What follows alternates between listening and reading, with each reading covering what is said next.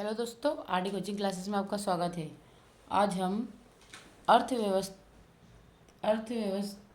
से कक्षा 12वीं के कुछ महत्वपूर्ण प्रश्न देखेंगे। यह है चैप्टर परिचय से है। अर्थव्यवस्था में किस विषय वस्तु का अध्ययन किया जाता है? किसी अर्थव्यवस्था में विषय वस्तु क्या हो, यह अत्यंत महत्वपूर्ण प्रश्न है। और वास्तव में यह विषय वस्तु इतनी अधिक व्यापक होती है कि अर्थव्यवस्था को यह निर्णय करना होता है कि उपलब्ध संसाधनों का अधिकतम एवं कुशलतम उपयोग हो। दुर्लभ संसाधनों का विवेकपूर्ण उपयोग पर आधारित होता है। किसी अर्थव्यवस्था का अध्ययन किसी भी अर्थव्यवस्था का अंतिम लक्ष्य अधिकतम आर्थिक कल्याण होता है। किसी भी अर्थव्यवस्था में जिन आर्थिक प्रणालियों के द्वारा अध्ययन किया जाता है वे व्यष्टि एवं समष्टि पर आधारित होती है। व्यष्टि अर्थशास्त्र के अंतर्गत उपभोक्ता सिद्धांत, उत्पादक व्यवहार सिद्धांत, कीमत निर्धारण, कल्याणकारी अर्थशास्त्र तथा समष्टि अर्थशास्त्र के अंतर्गत राष्ट्रीय आय तथा रोजगार, राजकोषीय और मौद्रिक नीतियाँ, मुद्रास्फीति, अपस्फीति, सरकारी बजट और विनिमय दर एवं भुगतान संतुलन का अध्ययन किया जाता है। ये अर्थव्यवस्था की विषय वस्तु है। अब हम सेकेंड क्वेश्चन की बात करते हैं। बाजार अर्थव्यवस्था एवं केंद्रीकृत योजनाबद्ध अर्थव्यवस्था में अंतर। ये महत्वपूर्ण प्रश्न है। बाजार अर्थव्यवस्था में केंद्रीकृत योजनाबद्ध अर्थव्यवस्था में अंतर। आपको यहाँ से कोई चार लिखने हैं।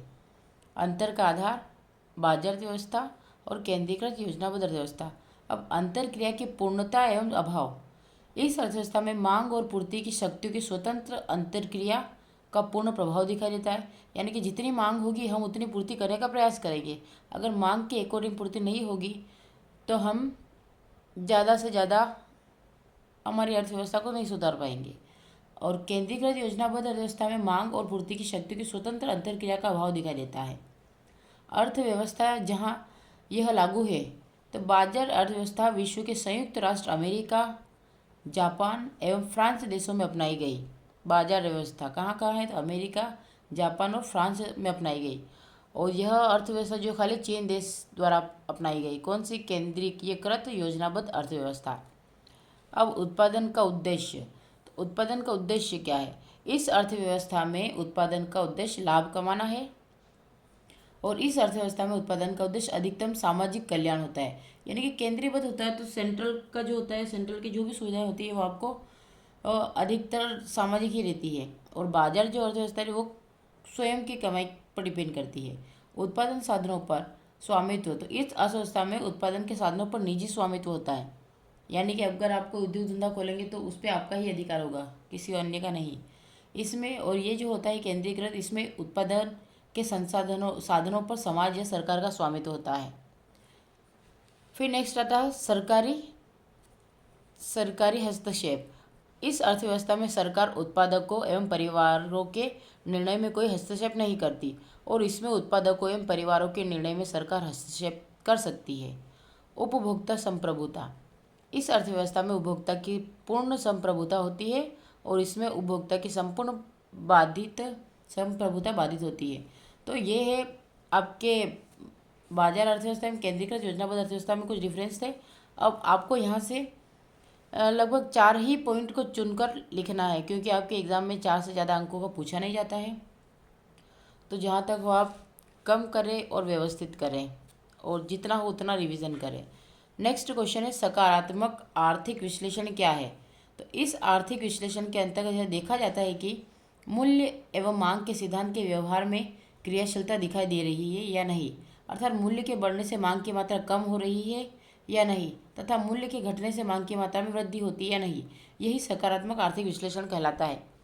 यानी कि आपकी कोई वस्तु है, अगर वो कम रेट में बिक रही है, अगर आप उसका मूल्य बढ़ाकर बताएंगे तो वो बिकती है या नहीं बिकती है। और अगर नहीं बिक रही है तो क्यों नहीं? या तो उसकी डिमांड नहीं होगी या फिर वो उम्मीद से ज़्यादा होगी। तो बस इसी चीज़ को जो बोलेंगे हम सकारात्मक आर्थिक विश्लेषण बोलेंगे। यानी कि उसको विश्लेषित करना कि हम किस प्रकार से उसको आगे के लिए करें। अब आपका नेक्स्ट क्वेश्चन है व्यष्टि एवं समष्टि अर्थशास्त्र में अंतर स्पष्ट कीजिए। तो व्यष्टि समष्टि अर्थशास्त्र अंतर के आधार पर अगर बोले आशय की बात करते हैं, व्यष्टि अर्थशास्त्र में आर्थिक इकाई के एक भाग का अध्ययन किया जाता है और एक उत्पादक एक उपभोक्ता, एक विनियोजक और एक व्यापारी आदि आते हैं। और समष्टि अर्थव्यवस्था में समष्टि अर्थशास्त्र में संपूर्ण अर्थव्यवस्था का एक वृहत इकाई के रूप में अध्ययन किया जाता है। इसका उद्देश्य संसाधनों का सर्वोत्तम आवंटन होता है और इसका उद्देश्य संसाधनों के पूर्ण रोजगार एवं विकास से होता है। अगर उपकरण की बात करें तो इसके मुख्य उपकरण मांग एवं पूर्ति है और इसके मुख्य उपकरण समग्र मांग एवं समग्र पूर्ति है।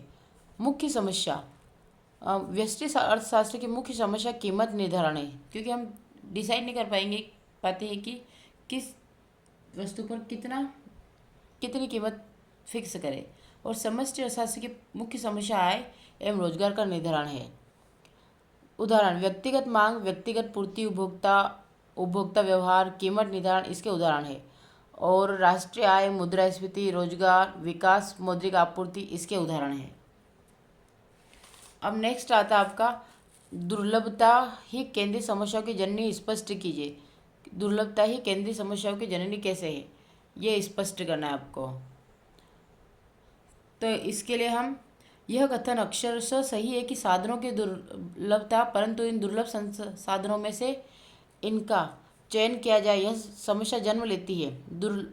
दुर्लभता ही चयन की समस्या का एक मूल कारण है। यह संसाधन दुर्लभ है परंतु इनका वैकल्पिक उपयोग किया जा सकता है। इन संसाधनों से अधिकतम संतुष्टि प्राप्त करने के लिए व्यक्ति एवं समाज को संसाधनों के प्रयोग का चयन करना पड़ता है। इसीलिए ऐसे कहा जाता है कि दुर्लभता ही केंद्रीय समस्याओं की जननी है, क्योंकि कभी कभी कुछ चीज़ होती है जो बहुत दुर्लभ होती है, उसे उपलब्ध कराना पॉसिबल नहीं हो पाता है। तो इसीलिए बोला गया है कि दुर्लभता ही केंद्रीय समस्याओं की जननी है। यहाँ पर आपको नेक्स्ट क्वेश्चन दिया, व्यष्टि अर्थशास्त्र की कोई 5 सीमाएं लिखिए। व्यष्टि अर्थशास्त्र की 5 दोष। व्यष्टि अर्थशास्त्र की सीमाएं या दोष निम्नानुसार है। पहला, केवल व्यक्तिगत इकाइयों का अध्ययन, यानी कि व्यष्टि अर्थशास्त्र में केवल व्यक्तिगत इकाइयों का ही अध्ययन किया जाता है।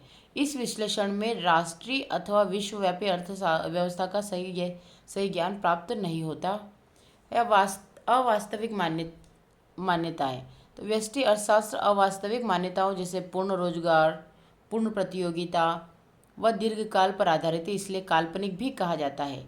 अब व्यष्टि निष्कर्ष समग्र अर्थव्यवस्था के लिए अनुपयुक्त। तो व्यष्टि अर्थशास्त्र व्यक्तिगत इकाइयों के अध्ययन के आधार पर निर्णय लेता है, लेकिन व्यवहार में कुछ धारणाएं ऐसी होती है जिन्हें समूहों पर लागू करने से गलत निष्कर्ष निकलता है, क्योंकि बिना सोचे समझे हम समूहों पर लाद देते हैं, जिसकी वजह से हमें उसका नुकसान होता है। और संकुचित अध्ययन, कुछ आर्थिक समस्या ऐसी होती है जिसका अध्ययन व्यष्टि अर्थशास्त्र में नहीं हो सकता, जैसे मौद्रिक नीति, राष्ट्रीय आय, रोजगार, राजकीय नीति, विदेश विनिमय आदि। अव्यावहारिक व्यष्टि अर्थशास्त्र के अधिकांश नियम एवं सिद्धांत पूर्ण रोजगार की मान्यता पर आधारित है, लेकिन जब पूर्ण रोजगार की मान्यता ही अव्यावहारिक है तो इस पर बने समस्त नियम एवं सिद्धांत भी अव्यावहारिक ही कहे जाएंगे।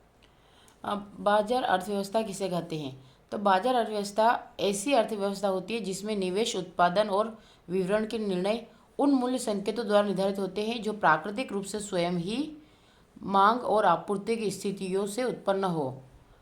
और अगर सकारात्मक आर्थिक विश्लेषण किसे कहते हैं की बात करें तो सकारात्मक आर्थिक विश्लेषण के अंतर्गत हम अध्ययन करते हैं कि विभिन्न कार्यविधियाँ किस प्रकार कार्य करती है। उदाहरण, जब हम कहते हैं कि कीमत के बढ़ने से मांग की मात्रा कम हो जाती है, क्योंकि कीमत बढ़ेगी तो मांग की मात्रा कम होगी, और कीमत कम होने से मांग की मात्रा बढ़ जाती है, तो यह सकारात्मक आर्थिक विश्लेषण है, क्योंकि कीमत तय करती है कि आपकी मात्रा की मांग कितनी है, डिमांड कितनी है।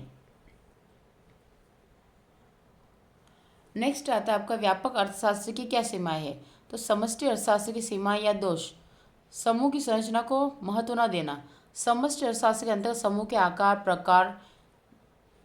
प्रकार ही अध्ययन किया जाता है, न कि समूह की संरचना का। तो समूह के आधार पर भविष्यवाणियां करना अथवा सुझाव देना तब तक सही नहीं है जब तक समूह के बनावट एवं उसके अंगों के स्वभाव तथा परस्पर संबंध की समस्त जानकारी हासिल न कर ली जाए।